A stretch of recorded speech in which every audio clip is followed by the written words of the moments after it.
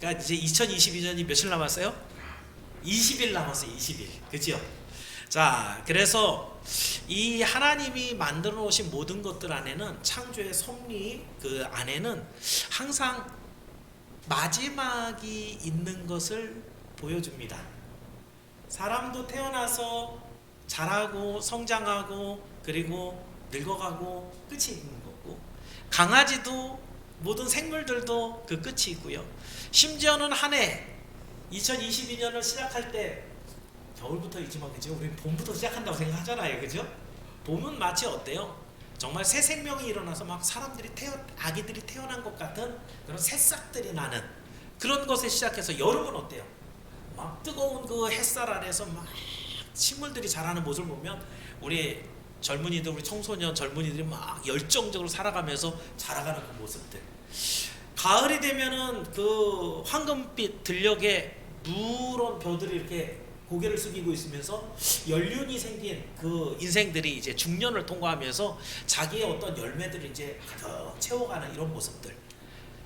그런데 이제 우리 모든 밭도 그렇고 옆에 우리 교회 화단도 그러면 그렇게 무성했던 풀들이 겨울이 되면 아직 눈이 안 왔지만 그 모든 것들을 싹 다 덮어버리는 눈이 오고 나면 여기엔 마치 아무것도 없었던 것처럼, 정말 모든 것들이 존재하지 않았던 것처럼 탁 덮어두면 여기서 끝 하고 그 종지부를 찍으시는 하나님의 어떤 그런 의도가 1년 안에도 담겨 있습니다.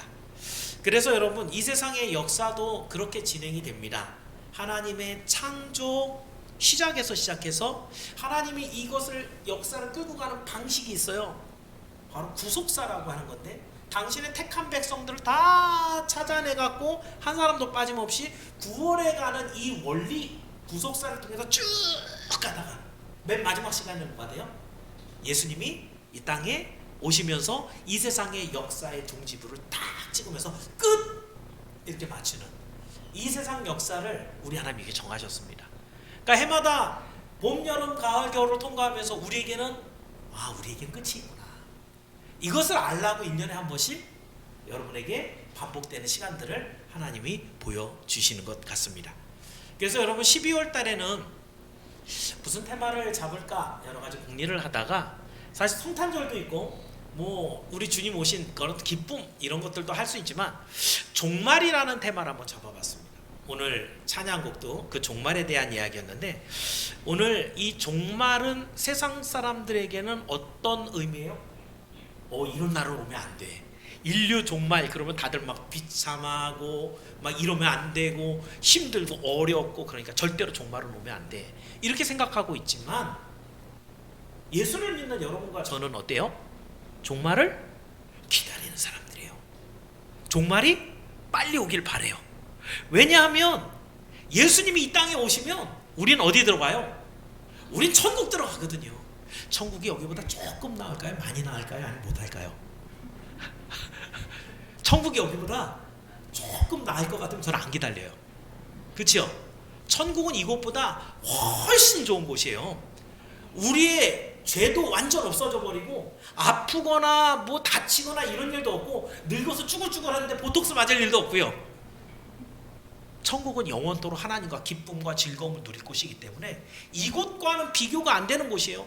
그래서 요한 사도는 주님 어서 오십시오 마라나타 하고 외쳤던 거예요. 그렇다고 한다면 오늘 우리는 세상 사람들은 이 땅이 멸망하면 안 돼요, 종말이 오면 안 돼요 라고 얘기하지만, 우리는 뭘 기다려요? 주님 어서 오시옵소서. 한번 따라해 볼까요? 주님 어서 오시옵소서.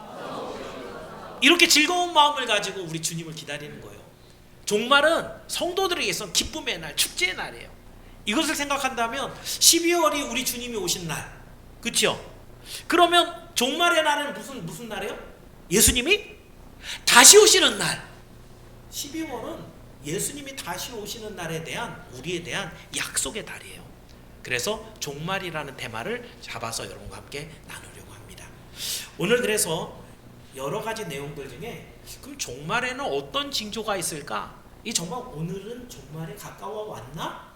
아니면 한참 더 있어야 될까? 이것들을 우리가 좀 살펴볼 필요가 있겠죠. 그래서 오늘 이 세상을 걱정하는 염세주의자로 보통 얘기하는 사람들은 종말이 오면 안 돼 라고 하고 홍들갑을 떨고 있지만, 사실 진실로 종말의 때가 되면 그것을 지혜롭게 잘 꿰뚫어 보고 있다가 우리 주님을 정말 기쁨으로 맞이하는 여러분이 모두 되기를 예수님의 이름으로 축원합니다. 그래서 오늘 종말의 징조 3가지로 오늘 본문을 통해 살펴볼 건데요. 자, 첫 번째는요, 종말에는요 미혹의 때입니다. 미혹하는 때예요. 자, 본문 3절을 읽어보셨는데요. 3절을 우리 다시 한 번만 읽어볼까요? 3절입니다. 시작.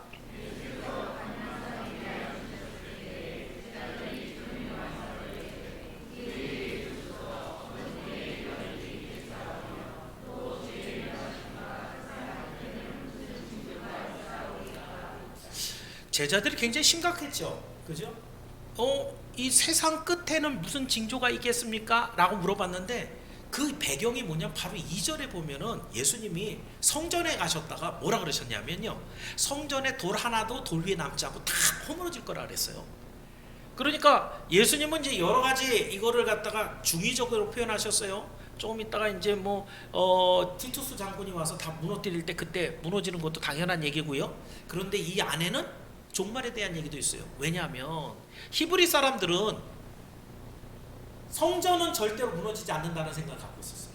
만약에 성전이 무너진다고 한다면 이날은 종말의 날이라고 생각했어요.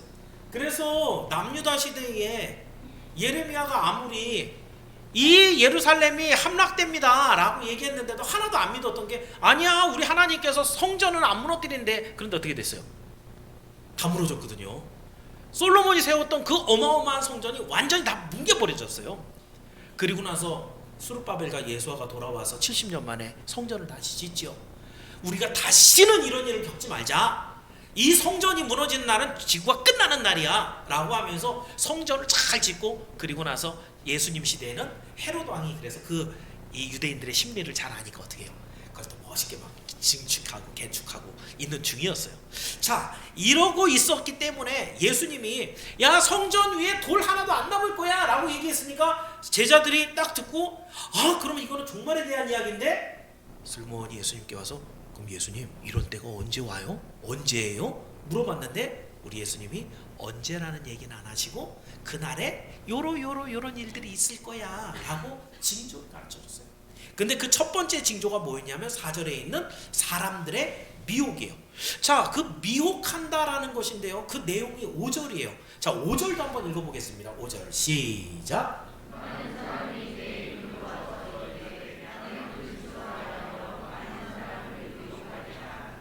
그러니까 마지막 날 종말의 때는 가장 먼저 뭐가 나타나는 거예요? 가짜 선지자, 거짓 메시아가 나타난다는 거예요. 가짜 선지자, 내가 하나님의 종이 아닌데 내가 계시를 받았다.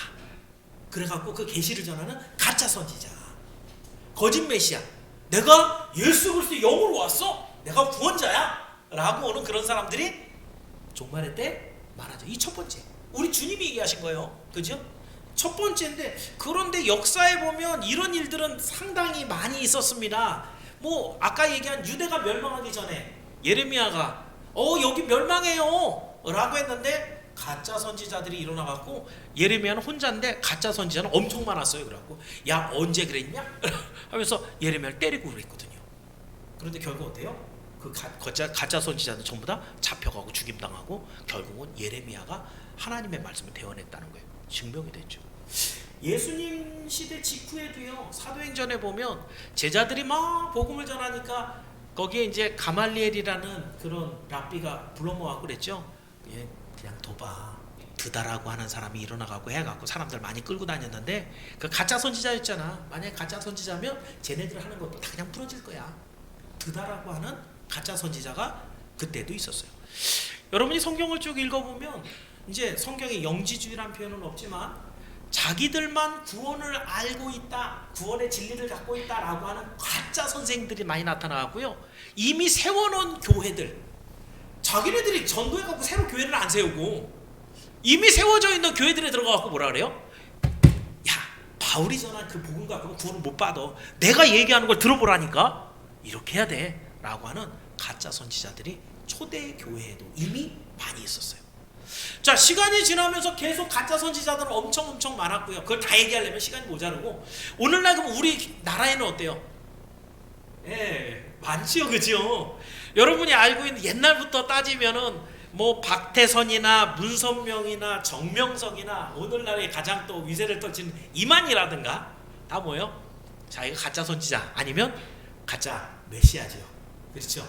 이런 정말 하나님께서 예수님을 통해서 말씀하신 이 마지막 날의 증거와 이적들, 이 표적들이 지금 오늘 이 시대에 사람을 미혹하는 그런 가짜 선지자로 나타나고 있다는 거예요. 그럼 이런 거짓 선지자나 유혹이 나타나면 어떻게 됩니까? 오늘 본문 11절로 훅 넘어가 보세요. 자, 11절로 넘어갔습니다. 읽습니다. 시작.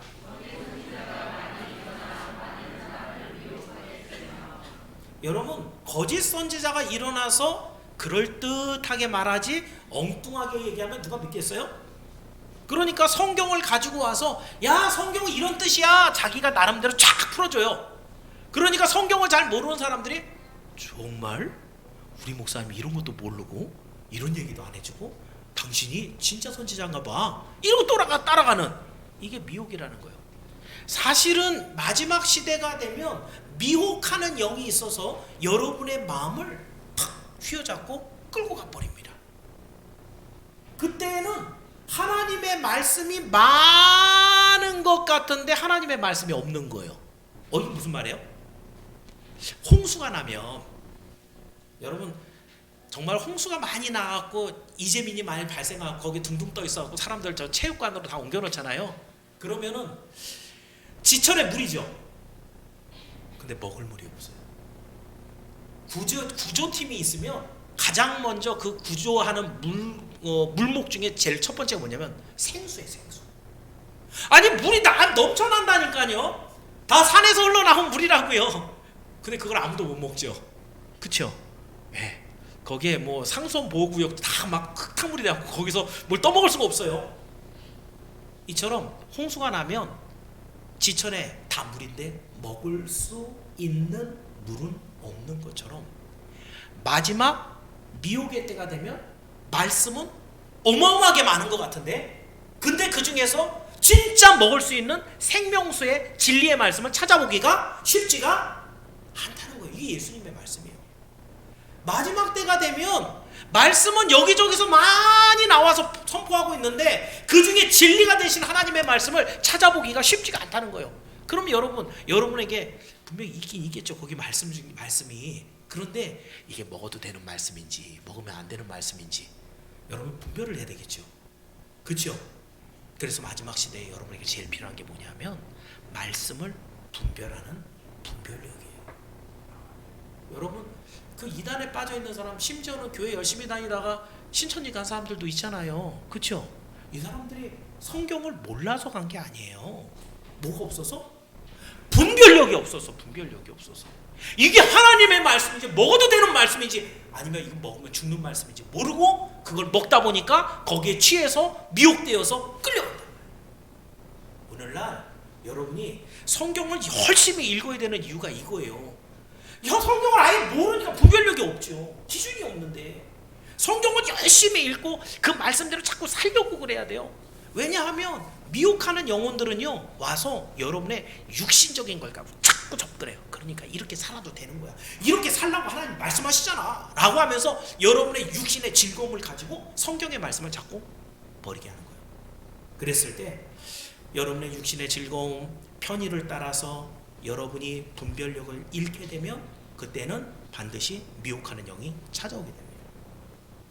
그럼 여러분 스스로 한번 오늘 진단을 해보세요. 오늘 나는 말씀을 붙잡고 살아가는가?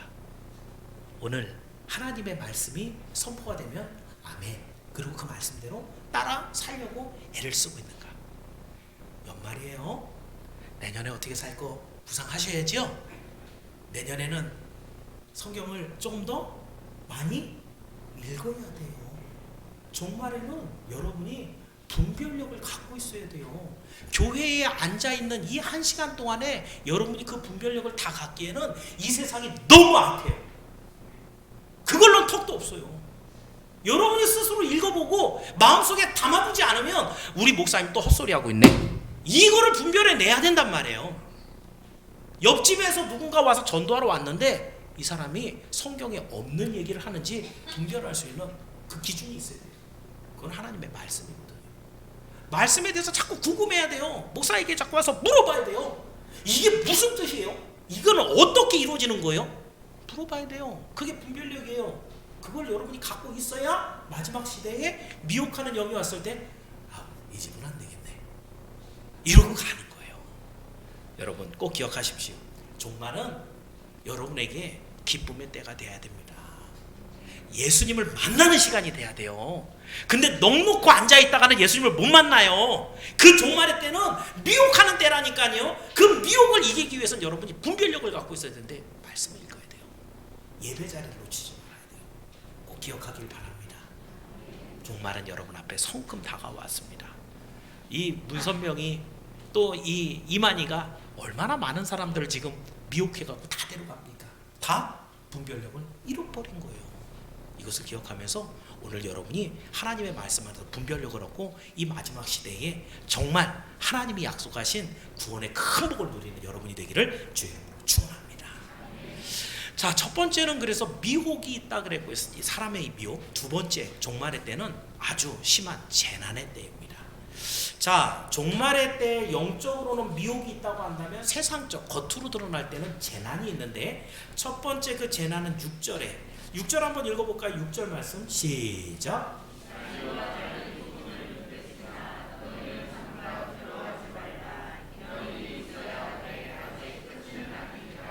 자, 난리와 난리 소문이니까 쉽게 얘기하면 뭐가 있다는 거예요? 전쟁이 있는 거예요. 전쟁이. 자, 7절 전쟁은 이렇게 나와요. 7절 시작.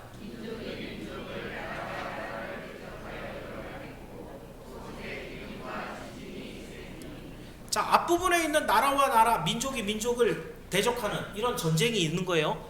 뭐 전쟁이 일어나려면 일단 명분이 있어야 돼요. 지금도 전쟁이 있죠.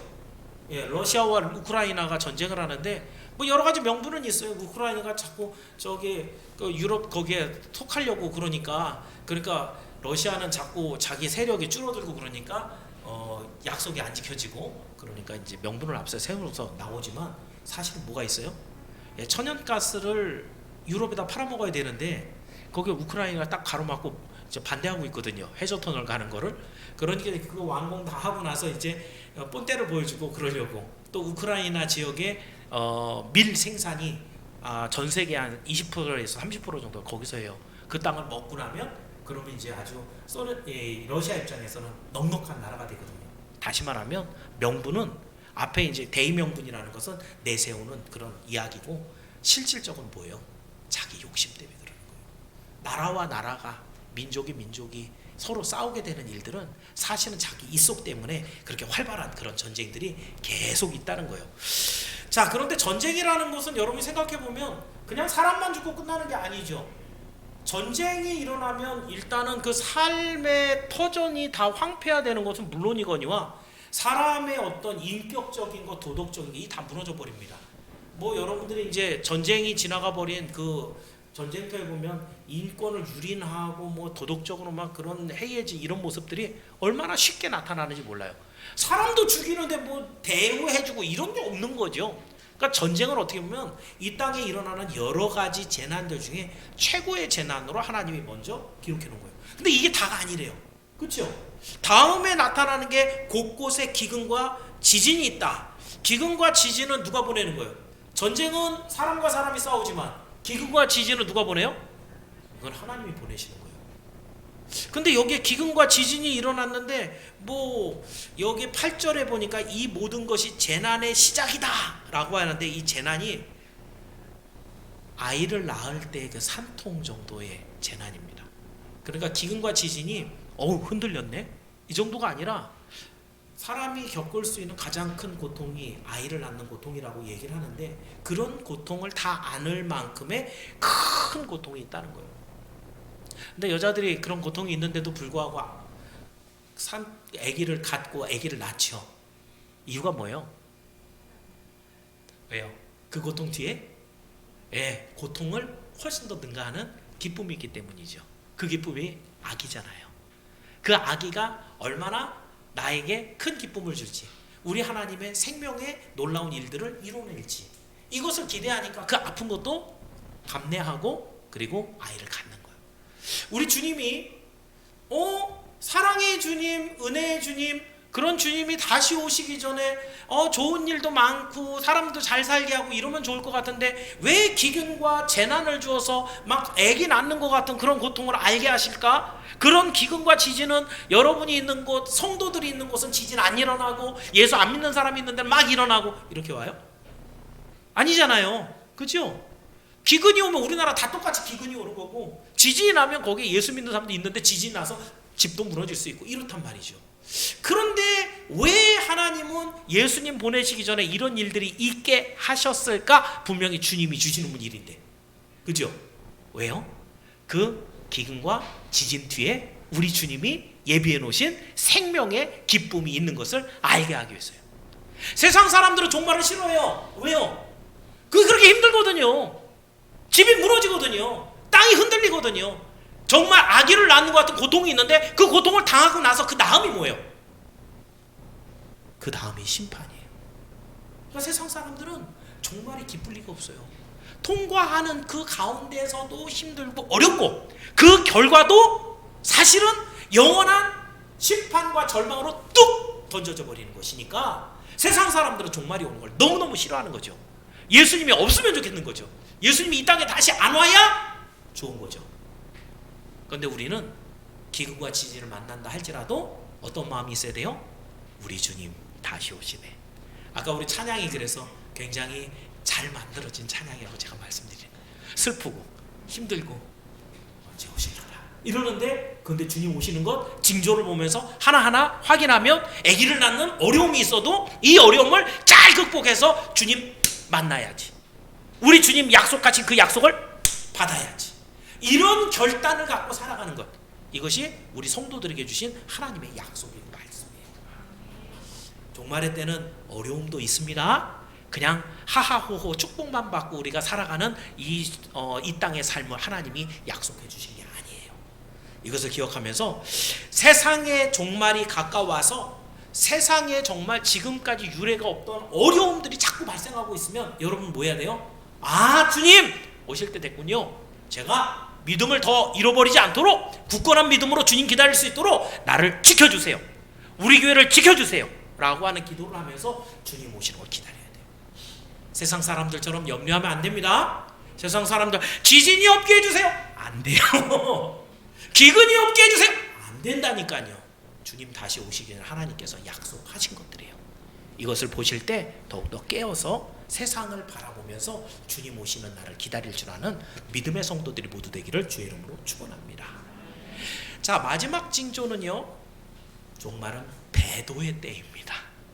자, 도를 배신한다는 얘기죠. 믿음을 던져버린다는 얘기예요. 여러분 이제 미혹, 분별력이 있어야 된다 그랬죠.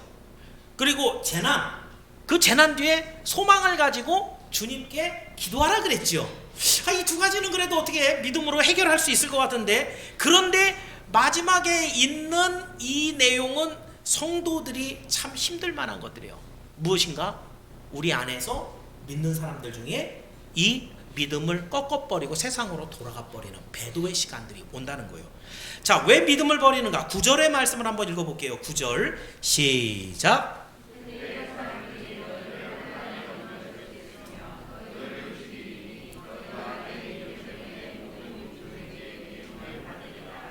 여기에 너희를 환난에 넘겨준다. 이 환난이라는 단어, 드립신이라는 단어고요.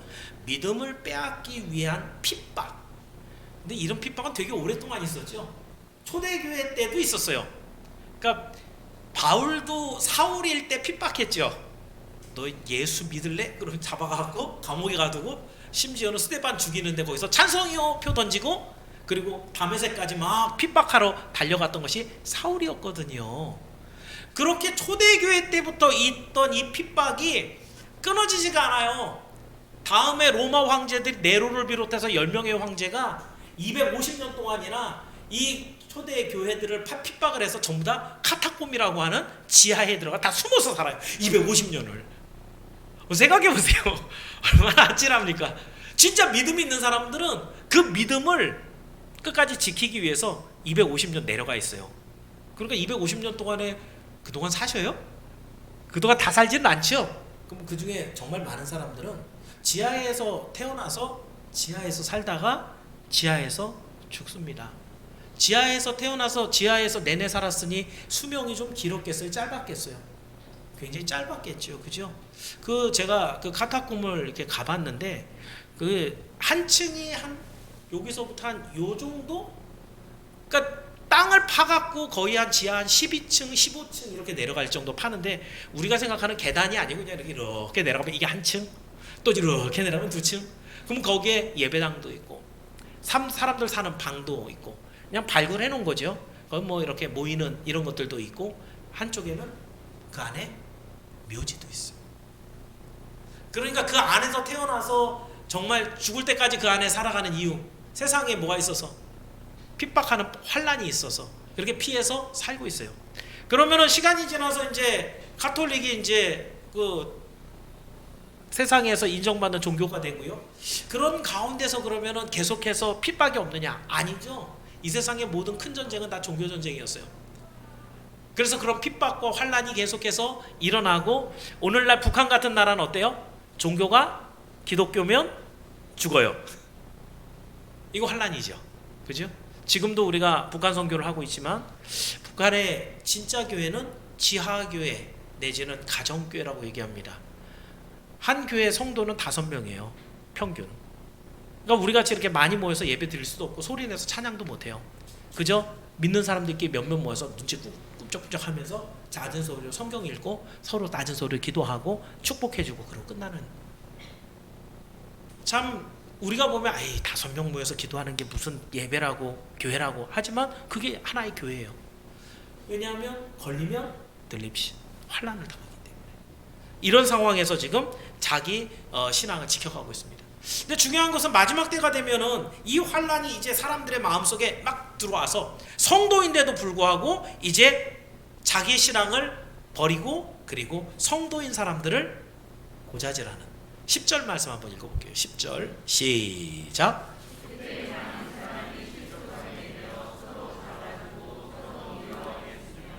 지금 여기 잡아주고 미워하는 사람들은요, 문맥상으로 보면 성도입니다. 예수 믿는 사람들이었거든요. 어저께까지는 같이 애찬 나누면서 같이 예배드렸던 그 사람들인데, 그런데 그 마음에 서로 미워하게 되면서 서로 잡아주는. 그러니까 우리 교회가 만약 이제 공산당이 쳐들어와서요, 공산당은 제일 먼저 목사 잡아가거든요. 네, 제일 먼저 목사부터 잡아갑니다. 왜냐하면 목사가 없어야 일단 기독교를 없앨 수 있어서. 그 다음에 누구 잡아가요? 장로 잡아갑니다. 장로님들도 뭐 간발의 차입니다. 그 다음에 이제 그 중직들 다 잡아갈 거고요. 그 다음 집사들 잡아갈 거고요. 성도들 잡아가고 그 다음에는 누구 또 예수 믿는 사람 있으면은 다 잡아와봐. 여러분 6.25 때 여러분이 생각이 날 거예요. 그 교회에 누가 예수 믿는지 누가 제일 잘 알아요? 그 교회 성도들이 제일 잘 알죠. 우리 교회 안 와봤던 사람들은 누가 목사인지 장로인지 알지 못하잖아요. 근데 누가 다 고자질하겠어요? 그 교회에 그래도 열심히 나왔던 그런 사람들이 제일 먼저 완장차고 들어와서 다 잡아가고 그랬어요. 그게 역사적으로 있었던 사실들입니다. 그러니까 마지막 날, 종말의 날 되면은 이렇게 또 똑같이 사람들이 서로 미워하면서 서로를 잡아주고 자기 신앙을 버려버리는 배교의 시대가 온다는 거예요. 교회가 안에서부터 풍비박산이 난다는 거죠. 그리고 나서 12절, 이게 이제 겉으로 드러나는 모습 이렇습니다. 12절 시작. 이렇게 되는 가장 중요한 이유를 예수님은 뭐라고 말씀하냐면 사랑이 식어졌다. 식어졌다. 여러분 그래서 그 요한계시록의 라오디게아 교회의 특징이 뭐였어요? 너희가 차든지 더웁든지 해라. 그렇지 않으면 미지근하면 내가 토하겠다. 그럼 여러분 차가운 거는 뭐겠어요? 근데 신앙은 언제든지 차갑다라고 표현을 안 해요. 성경에서 봐서 차갑다라는 것은 여기 있어요. 사랑이 차가워졌다는 얘기는 정상적인 사랑이에요. 쓸데없는 사랑이에요. 이 사랑이 완전 식어졌다는 건 더 이상 사랑이라고 말을 붙일 수 없다는 얘기예요.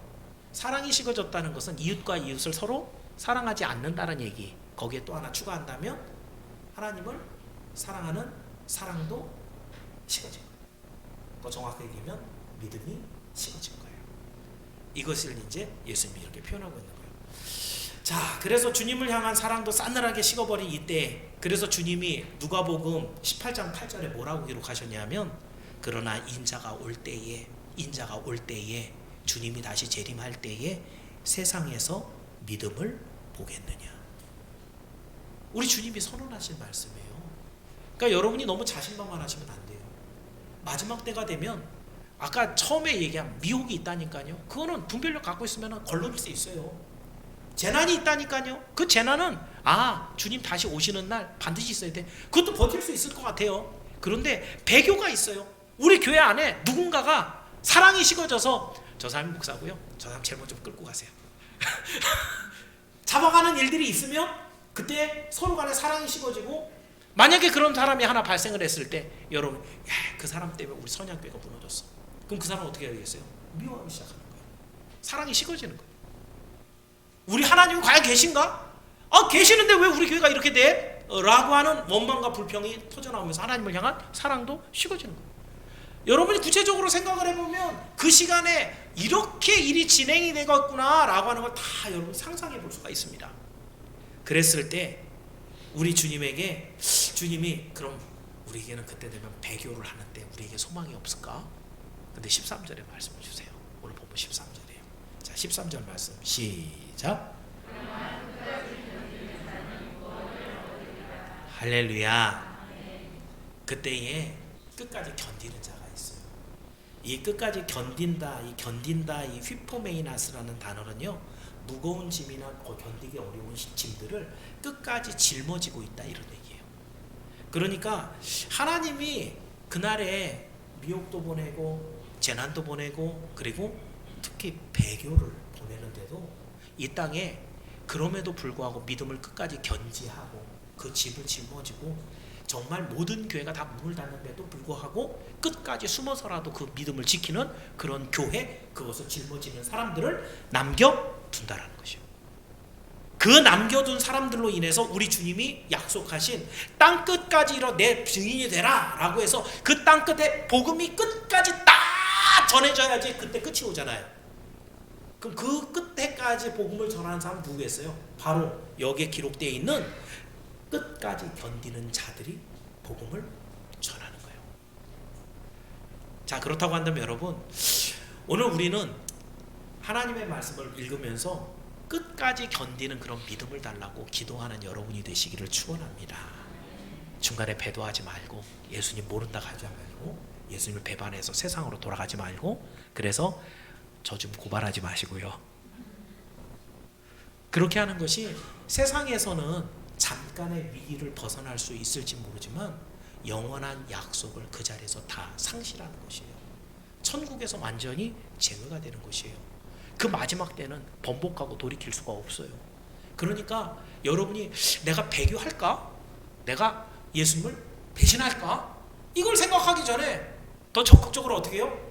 주님, 제가 끝까지 인내할 수 있는 그런 믿음을 저에게 주세요. 이걸 기도해야 돼요.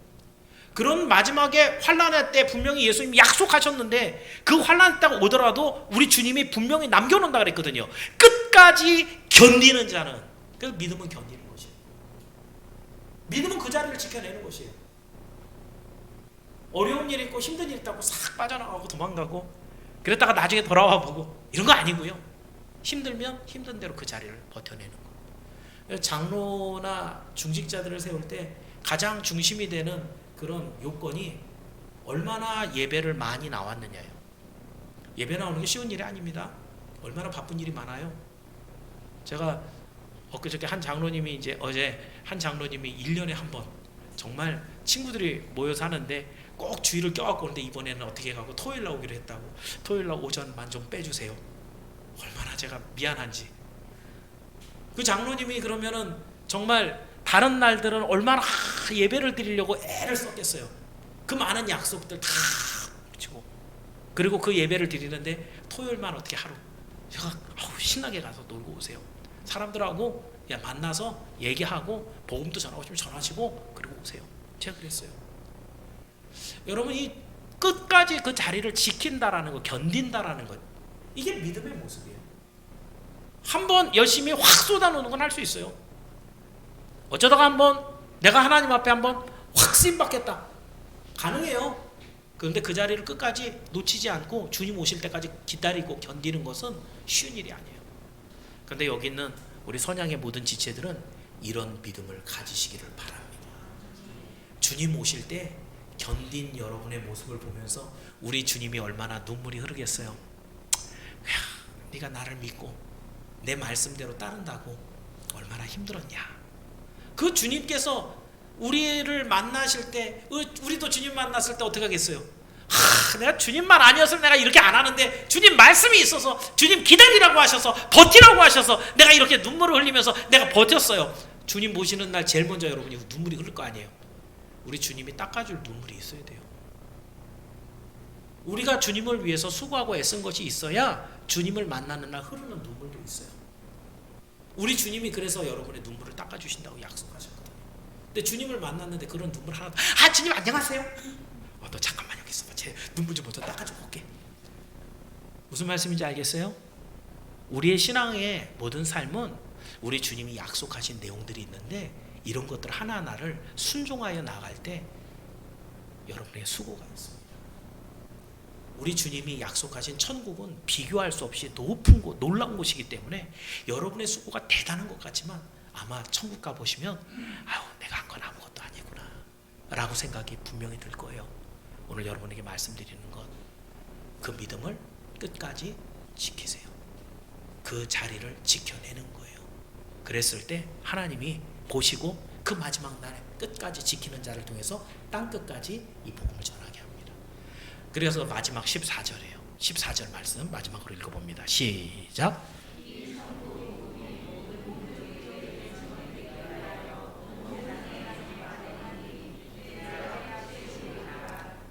아멘. 여러분, 복음은 천사가 전하는 거예요? 사람이 전하는 거예요? 사람이 전하는 거예요. 천사가 전할 것 같으면 우리 주님이 5분 이내에 다 끝낼 수 있어요. 그렇죠? 그런데 하나님께서 우리에게 이 복음 전하는 걸 맡겨주셨어요. 그렇기 때문에 이 핍박 중에서도 그 자리를 지켜내는 사람, 이 사람이 복음 전할 수 있는 사람인 거예요. 어려움이 있을 때 도망가고 그 믿음을 꺾어버린 사람이 무슨 낯이 있어서 하나님의 복음을 자신 있게 전할 수 있겠어요? 그런데 이 세상 끝날까지 복음이 전파되리니 그 전파되는 자리에 여러분이 끝까지 인내하면서 그 자리를 지키는 사람들이 가서 전함으로 예수님이 원하는 됐다, 다 찼다, 다 구원했다, 이랬을 때 우리 주님 오시는 거예요. 그렇다고 한다면 여러분, 오늘 우리가 전하고 있는 복음들, 지금 칭다오에 있는 우리 신사범 송선 선교사가 어려움을 만났죠. 그분들이 거기 가서 왜 그런 어려움을 만나야 돼요? 하나님이 주신 사명이잖아요. 그 사명을 감당하면서 정말 죽기까지 충성하면서 그 자리를 지켜내는 거예요. 우리가 북한 선교를 위해서 지금까지 수고하고 애써서 선양원 공사를 마쳤어요. 이제 그 자리에는 끝까지 인내할 주의 종들이 들어올 겁니다. 거기서 양육을 받을 겁니다. 그리고 북한에 다시 파송이 돼서 하나님의 교회를 세울 겁니다. 누가요? 끝까지 그 자리를 지키는 자들이 하나님의 복음을 땅 끝까지 전하는 거예요. 우리 선양교회가 무슨 일을 하고 있는지 보시라는 거예요. 우리의 교회가 성경으로 미루어 봤을 때 과연 하나님의 일을 하고 있는지, 아니면 우리 욕심대로 하고 싶은 것 하고 있는지, 오늘 우리 교회가 하고 있는 일들에 대해서 우리 하나님이 왜 응원해 주시고 우리를 형통케 하시는지 그 이유를 보시라는 거예요. 그래서 오늘도 하나님께서 약속하신 이 종말의 때에 주님 만나는 것을 두려워하는 것이 아니라 기쁨과 즐거움으로, 그리고 그 주님 앞에 가져갈 수 있는 열매를 잔뜩 짊어지고 하나님 앞에 나아가는 여러분이 되길 주의 이름으로 축원합니다. 말씀을 정리합니다. 12월을 종말이라는 테마로 말씀을 살펴보면서 먼저 종말에 나타나는 징조들을 여러분과 나누었습니다. 종말이 가까우면은요, 영을, 그 바른 진리를 떠나게 하는 영들의 미혹이 있다 그랬어요. 세상적으로는 삶에 큰 고통을 안겨주는 재난들이 덮친다 그랬어요. 그리고 성도들도 그 가졌던 믿음을 포기하고 오히려 배반하는 이 배도가 일어난다고 했습니다. 자, 그렇다고 한다면 여러분, 지금 여러분이 살고 있는 2022년은 종말의 때가 맞는 것 같아요? 아닌 것 같아요? 자, 지금 있는 일들이 있나요?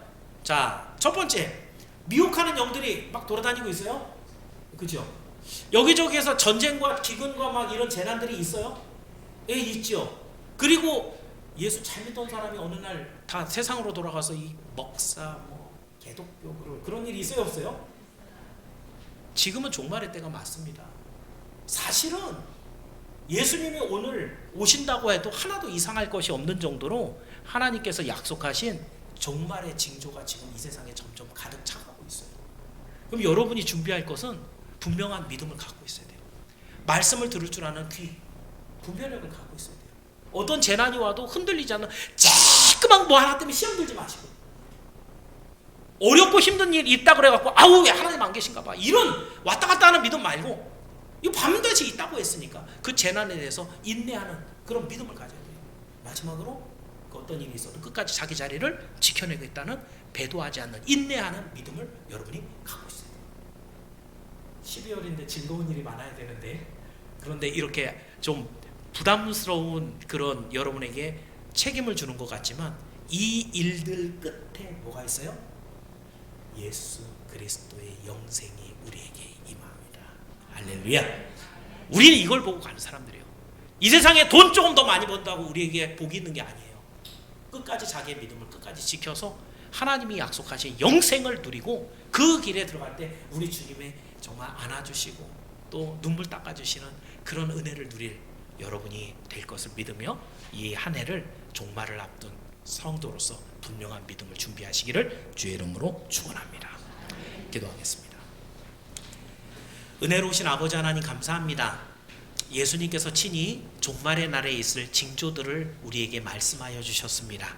이것은 종말의 징조로 인하여 두려워하고 무서워하라고 주신 것이 아니라, 이런 일이 일어날수록 더욱더 믿음을 견고하게 붙잡고 우리 하나님을 의지하여 굳건한 믿음으로 승리하라고 이 말씀을 주신 줄을 믿습니다.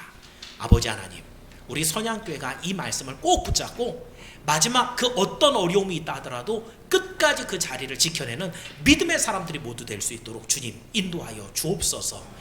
이에 더하여 땅끝까지 복음이 전해진다고 하셨는데, 이 땅끝에 복음을 전하는 그 사람이 바로 우리가 되게 도와 주옵소서.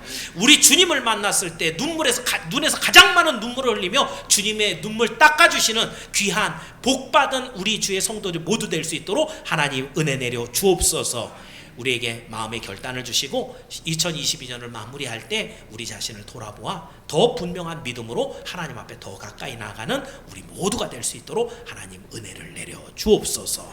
예수님의 이름으로 기도하옵나이다. 우리 함께 찬송 246장 드리겠습니다.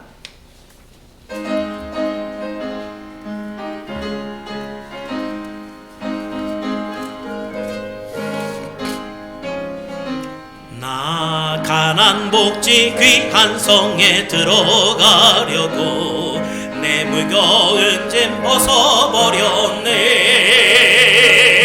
죄 중에 다시 방황할 일 전혀 없으니 저 생명신의 가에 살겠네.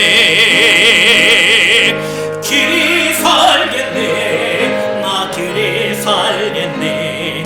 저 생명신의 가에 살겠네.